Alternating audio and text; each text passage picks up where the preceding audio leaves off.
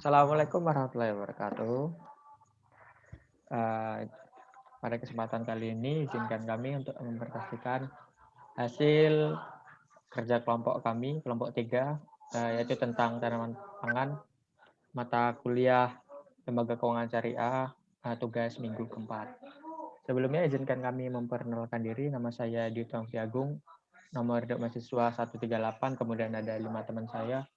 Yang pertama ada Aldian Huda Aditya dengan nomor mahasiswa 134, kemudian ada Dia Laras, nomor mahasiswanya 135, kemudian ada Esti Wadarti, nomor mahasiswa 136, kemudian ada Muhammad Fatan Arham, nomor mahasiswa 139, dan yang terakhir ada Amirah Citra Wahyuni. Oke, selanjutnya saya persilakan teman saya untuk mempresentasikan hasil kerja kelompoknya. Silakan Mbak Laras. Pertama ada jenis usaha. Jenis usaha yang kami pilih yaitu ubi kayu. Ubi kayu merupakan salah satu tanaman pangan yang dapat diandalkan ketika pada musim paceklik sebagai sumber bahan makanan dan dapat diolah menjadi keripik singkong. Ubi kayu mempunyai banyak manfaat untuk kesehatan seperti mencegah kanker, mencegah penyakit jantung, menurunkan tekanan darah, menjaga fungsi otak, dan lain-lain. Namun, hingga kini harga pasaran dari keripik singkong masih terjangkau dan tentunya memiliki banyak penikmatnya dari kalangan umum karena cita rasanya yang gurih. Kelompok usaha ubi kayu memperoleh keuntungan dari nilai jual yang tinggi di pasaran. Hasil yang didapatkan dari penjualan keripik singkong dapat dijadikan sebagai bukti nyata bahwa hasil komoditi pertanian bisa mempunyai nilai tambah serta manfaat lebih. Hal ini dapat menjadi peluang pasar yang bisa dimanfaatkan oleh para pelaku bisnis lainnya. Selain itu, hasil tersebut dapat juga dizakatkan dengan berupa uang. Selanjutnya akan dilanjutkan oleh pemateri selanjutnya. Silakan. Baik, perkenalkan nama saya Muhammad Fatan Anfigani. Saya akan menjelaskan tentang jenis produk. Jenis produk yang kita pilih yaitu keripik singkong. Alasan mengapa kelompok kita memilih keripik singkong yaitu proses pembuatannya yang cukup mudah. Terus banyak disukai oleh hampir semua orang, khususnya untuk kalangan remaja. Selanjutnya yaitu harga bahan baku terjangkau dan mudah dibeli di mana saja. Alasan yang selanjutnya yaitu keripik singkong mampu tahan lama. Terus keripik singkong bisa dilakukan modifikasi pada rasanya, seperti menambah rasa pedas, rasa jagung, dan lanjutnya. Terima kasih. Oke, selanjutnya boleh dilanjutkan Mbak Cira. Perkenalkan, nama saya Citra Wahyuni. Saya ingin menjelaskan bentuk kerjasama. Usaha keripik singkong merupakan suatu jenis usaha pasca panen singkong. Usaha ini sangat bagus dan bermanfaat baik itu dari pemilik modal, pengelola, maupun bagi masyarakat di sekelilingnya. Usaha keripik singkong adalah usaha produktif dengan menggunakan sistem bagi hasil berdasarkan konsep mudharabah, yang mana sistem bagi hasil adalah bentuk kerjasama dalam perekonomian yang sesuai dengan nilai ekonomi Islam. Sistem bagi hasil ini merupakan bagian dari bentuk kerjasama antara pihak penyedia dana, penyertaan modal, dan pihak lain sebagai pengelola yang memiliki keahlian, skill, dan manajemen sehingga tercapainya tujuan ekonomi.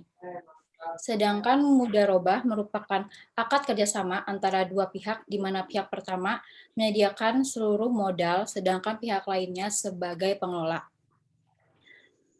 Selanjutnya menggunakan sistem bagi hasil profit sharing, yang mana pada pelaksanaan sistem bagi hasil dalam perusahaan keripik singkong ini menggunakan sistem bagi hasil profit sharing dalam pembagian keuntungan berdasarkan pendapatan yang diperoleh oleh pengelola dengan mengakulasikan terlebih dahulu biaya-biaya yang dikeluarkan. Selanjutnya, kesepakatan keuntungan 50/50. Telah terjadi kesepakatan antara pemilik modal dengan pengelola bahwa penghasilan atau upah dari usaha tersebut akan dibagi dua, yaitu 50% bagian pemilik modal dan 50% bagian pengelola. Selanjutnya akan dilanjutkan dengan Saudara Aldian. Oke, terima kasih Mbak Citra. Silakan Mas Aldian. Saya Aldian, saya akan menjelaskan tentang perhitungan dalam usaha keripik singkong. Untuk pendapatan masing-masing, dilihat dari kondisi yang ada, bahwa Pak Sohib ini sebagai investor dengan yang memiliki dana 70 juta rupiah, sehingga pendapatan yang dia dapat itu 5.498.080 rupiah. Untuk Pak Mudarib sebagai pemilik usaha, dia memiliki pendapatan yaitu 4.909.000 rupiah. Pak Murah sebagai karyawan dengan pendapatan 3,6 juta. Pak Ijar sebagai pengelola keuangan dengan pendapatan 4 juta rupiah. Untuk jumlah tenaga yang terlibat dalam usaha keripik singkong ini dibutuhkan 6 karyawan dalam pembuatan singkong untuk diolah menjadi keripik singkong. Dan biaya yang dibutuhkan untuk gaji karyawan total 3.600.000 atau tiap karyawan mendapatkan gaji 600.000 tiap bulannya.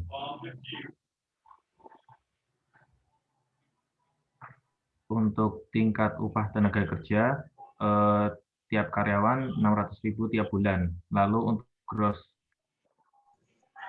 cost dengan net review cost, untuk keuntungan bersihnya berdasarkan perhitungan yang ada, didapatkan 4.319.920 rupiah. Total cost 10.091.000, total revenue atau pendapatan 15.300, sehingga didapatkan nilai 1,472, yang artinya usaha keripik singkong ini layak untuk dijalankan. Terima kasih Mas Aldian. Selanjutnya Mbak Esti. Monggo. Perkenalkan, saya Esti Widarti. Di sini saya akan menjelaskan analisis rancangan usaha keripik singkong sesuai dengan nilai-nilai Islam.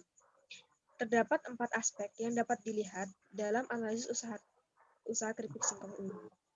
Yang pertama yaitu aspek distribusi keadilan.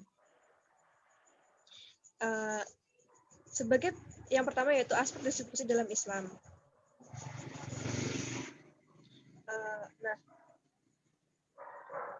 Sebagai pihak investor utama, Pak Sohib memberikan pengelolaan usahanya tanpa adanya larangan maupun gangguan kepada Pak Mudarib dan Pak Ijar selaku rekan bisnisnya. Pak Murah diangkat sebagai karyawan dalam bisnis keripik singkong yang akan dijalankan, sehingga keinginan Pak Murah untuk membeli motor dapat diwujudkan dengan adanya sistem koperasi simpan pinjam tanpa bunga yang diadakan oleh pihak perusahaan.